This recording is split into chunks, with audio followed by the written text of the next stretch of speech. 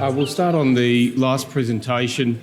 Thanks everyone for your patience because we didn't have our last presentation, so we just had a bit of a gap there.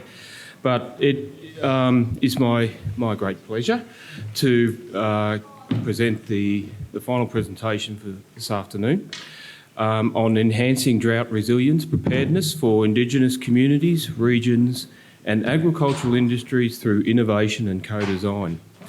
The presenter is Dr. David Phelps, and David is the Director of the Tropical North Queensland Drought Hub at James Cook University. Dr. David Phelps is the Director of the Tropical North Queensland Drought Resilience Adoption and Innovation Hub. The TNQ Hub is one of 8 hubs across Australia supporting farmers and communities to become more drought resilient. The Australian Government is contributing $8 million over 4 years to the hub through the Future Drought Fund. Dr. Phelps is formerly Manager, Regional Agribusiness Strategy with the Queensland Department of Agriculture and Fisheries. In that role, and as the founding chair of the Western Queensland Drought Appeal, he has been addressing the concept of resilience during the extended drought that began in Western Queensland in 2013. I think the last week or so, some of that might have broke. Some rain still? Yeah, certainly in Rocky we had some good rain at last, but the wrong time of the year really. Anyway, I digress. So with great pleasure, thanks David. Thanks, Grant. We shall just get my presentation up.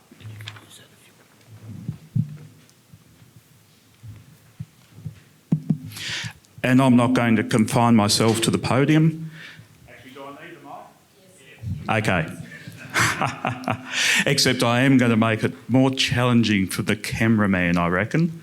You're not going to do that. No, Jane, I'd never be a pain to anyone. I'd certainly like to pay my respects to the traditional owners of the lands upon where we are meeting, and right across Australia, and pay my respects to elders past, present and emerging.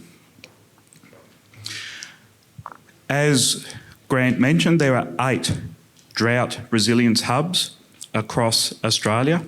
They're all co-funded through the Future Drought Fund, along with their host organisations and many partners. Each of them is located in a key climatic zone, and the main reason the dots, I guess, are hugging the exterior of Australia is that one of the grant requirements was to engage with a regional university.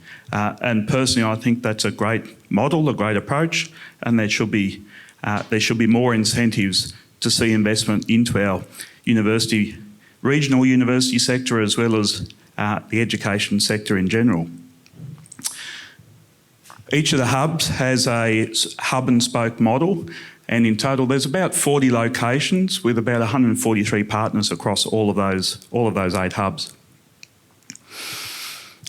So specifically, the Tropical North Queensland Hub is hosted by JCU. It's supported, as mentioned, by the Future Drought Fund and co-contributions from many industry partners as well as JCU.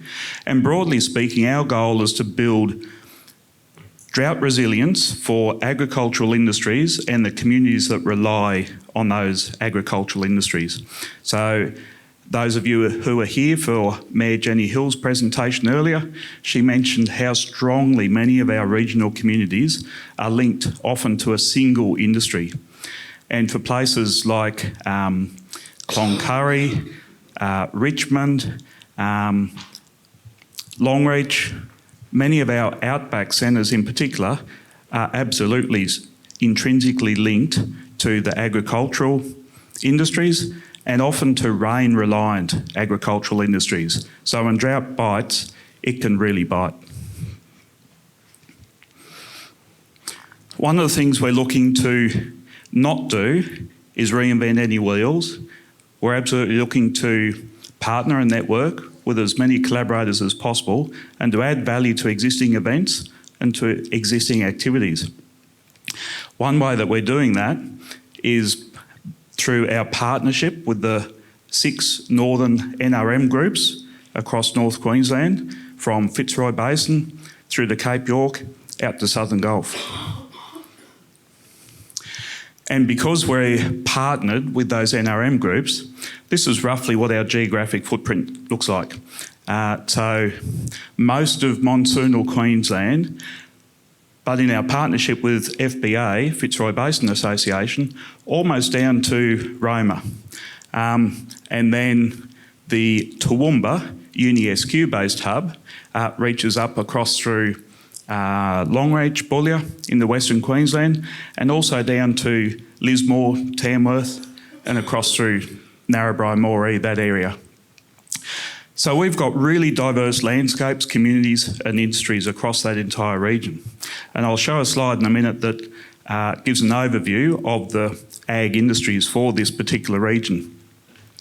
And I think one of the things that's quite unique about our particular hub is all the area of the Cape, the strength of the Indigenous communities up through there, the opportunities that are presented through them, and the opportunities that hopefully will emerge through activating that, the Indigenous estate. And also importantly, we have an agreement between the UniSQ-led hub, the Charles Darwin-led hub and ourselves to collaborate and work together and strengthen all of the services that we are delivering right across Northern Australia. We have 5 programs: Transformational Agricultural Systems, which probably no surprise, integrates a lot of technology, a lot of ag tech. Innovation and Commercialisation, which really seeks to explore some of those key opportunities through the technology pipeline. Anyone who heard from Darryl Lyons this morning, one of our key members within our T&Q hub, would have heard a presentation around a data sprint. That's just one example of the types of things that we're seeking to achieve. We'll have 2 accelerator programs delivered through that Innovation and Commercialisation program over the next 12 months.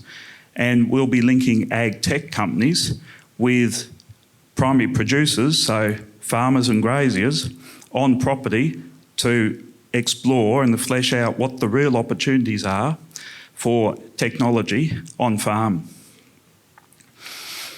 Building human capacity, the most crucial of all the programs really, because it's all about us. It's all about the people. Whilst we need resilient landscapes, resilient industries, etc., it wouldn't happen if it wasn't for us. And I guess realistically, we're doing it for us as well and for our communities.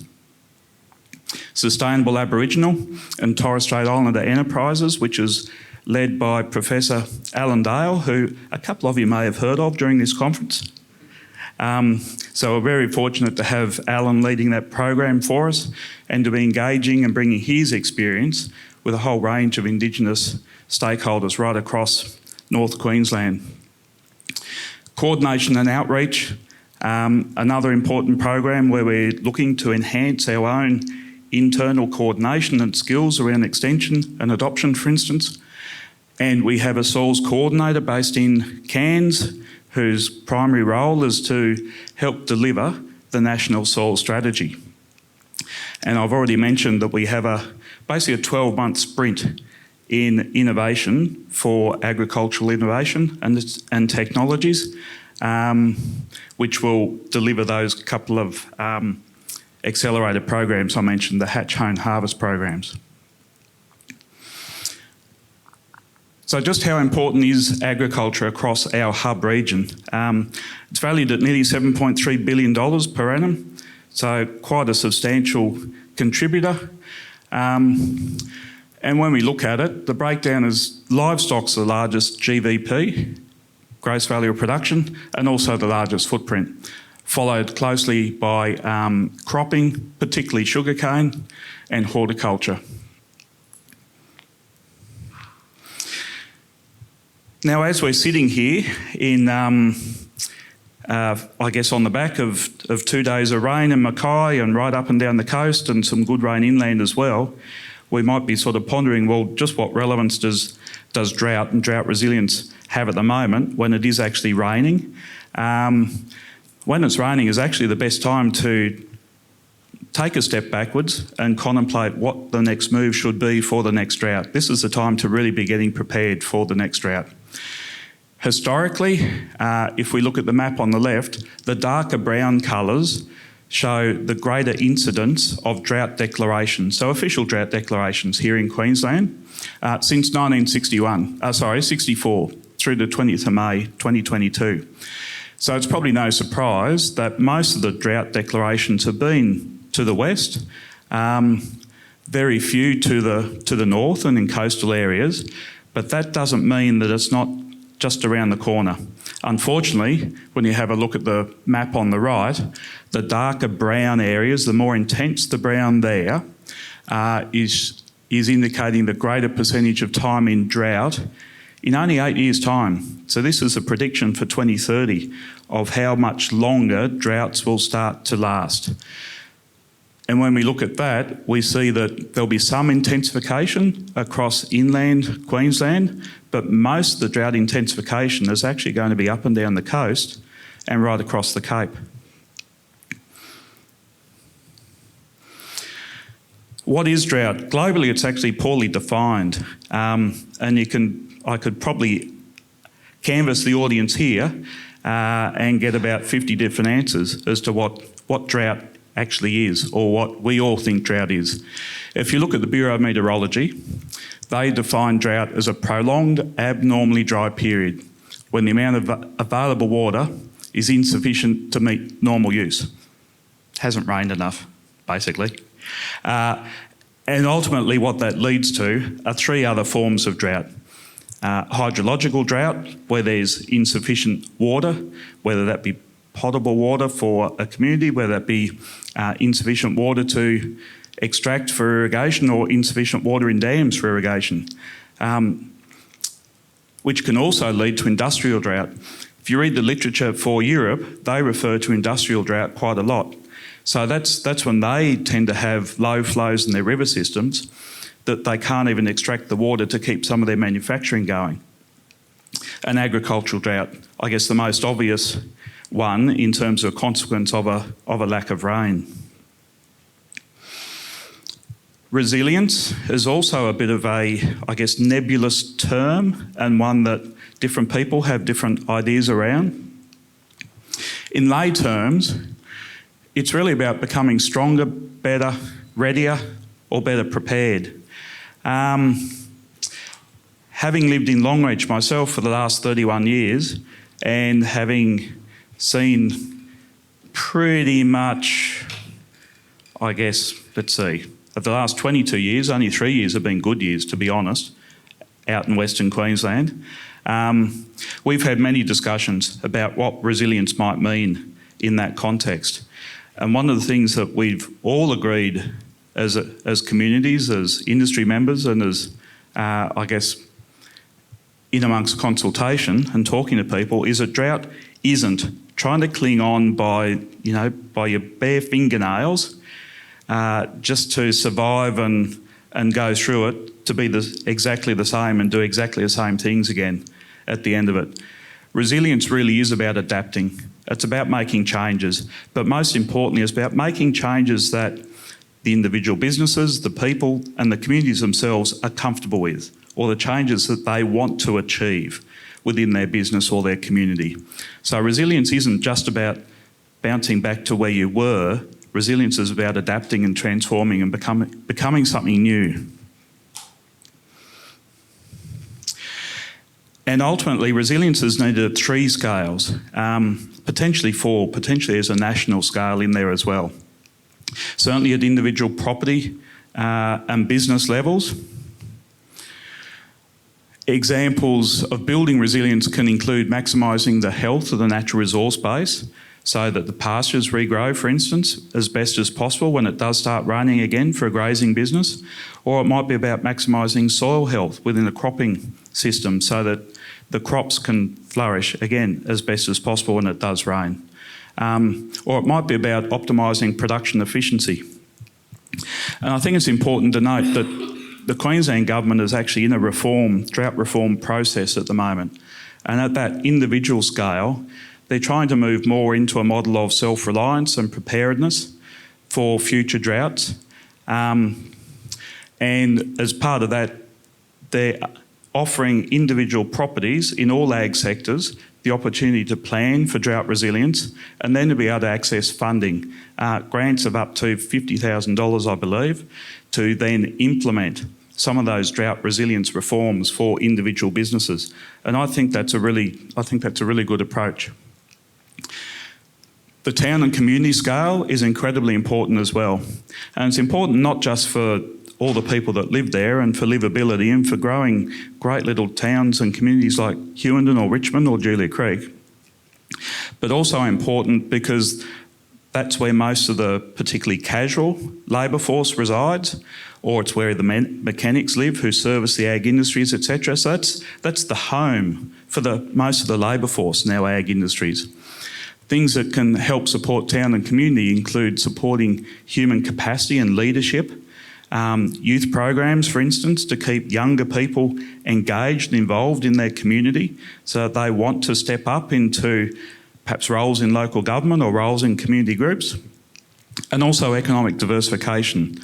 And Mayor Jenny Hill talked about economic diversification previously, even for a city as large as Townsville, and the importance to get that right.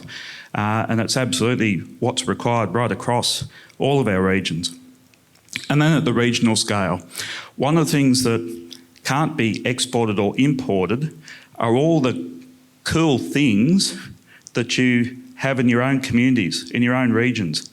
You can't export physically Uluru, for instance. People come to see that. You can't export the Great Barrier Reef. People will come to see it. And there's many examples within agriculture as well of things that are here that give us competitive advantages compared with the rest of the world. And we really need to capture those and make the most of those. And internal and external socio-economic networks. And what I mean by that is even this sort of conference. So the networking, the interactions that you may have been having as a professional from Brisbane with people from Weipa or Cloncurry or Mount Isa or wherever the case may be, those interactions are building community networks. And I really, really encourage you all to look towards all of the regional areas where you can engage and help to make a difference, whether that's through a professional capacity or even through a voluntary capacity. Because when it boils down to it, all of our, particularly our little towns and communities, they've got a lot of heart and soul. They've got a lot of people there who are doing great things. Regional Australia tends to have twice the volunteering rate compared with, say, Brisbane or Sydney or Melbourne, but often lacks the resourcing to actually make that difference, to really ramp it up and to make, to make a difference in their own communities. Which brings me then to a co-design process. When you search the global literature, for instance, the term co-design is a little bit ill-defined as well. We've commenced a co-design journey within our hub, and the way we interpret co-design is genuine collaboration, partnerships and working together. And I think that's what's most important, is that you're not just plucking an issue off the shelf, for instance. You're not just going out and asking the question of, what's the key issue for at the moment. You're sitting down and working through collaborative, trusted, respected partnerships to actually then deliver solutions to those problems. And I think one of the ways that all of the drought hubs can particularly find a niche and add real value is through supercharging some of the local or regional solutions to local or regional issues. But another aspect of co-design is not to do that just in isolation. So to pilot a program, for instance, in, say, Rockhampton or Townsville or Julia Creek, but always with the eye on how can I scale this up, or how could this be applied elsewhere? So you're also building that methodology or that scaffolding right from the start to reapply those lessons and that particular approach in another community or region in a way that will suit them. It does share elements with action learning or participatory action research, in that you define problems, you act on that, you reflect and you learn.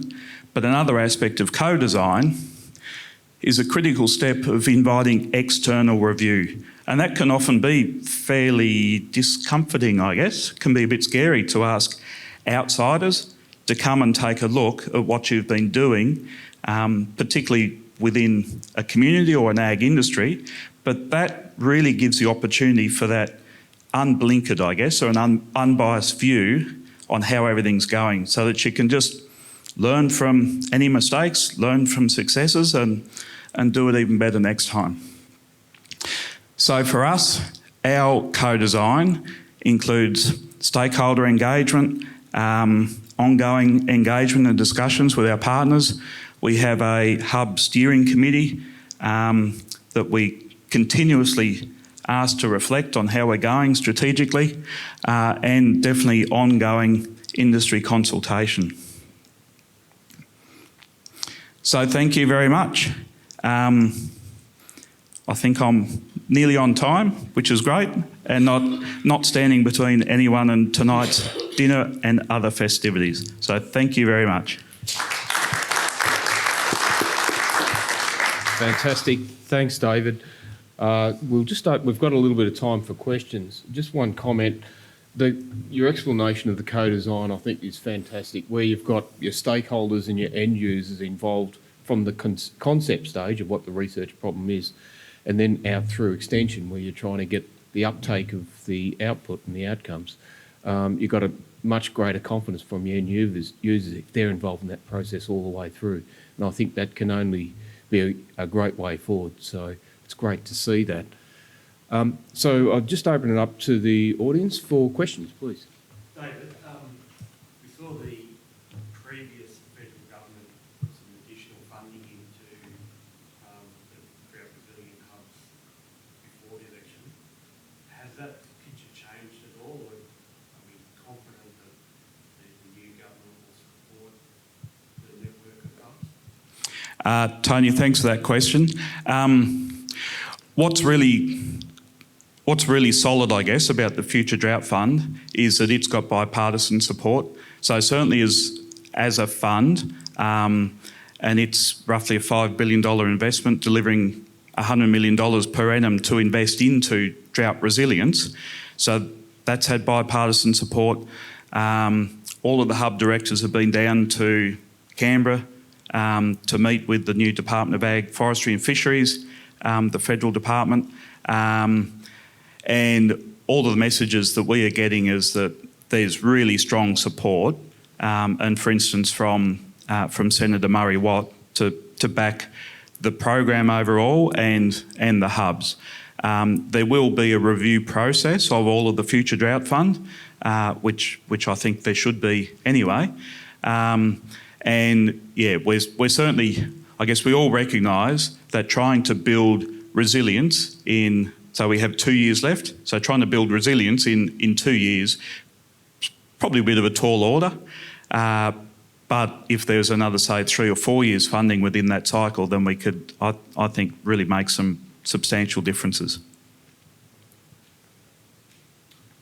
Anyone else? Any other questions? All right. Thanks a lot, David. Great presentation. All the best with the future and getting that extra funding. And if you can all put your hands together to thank David.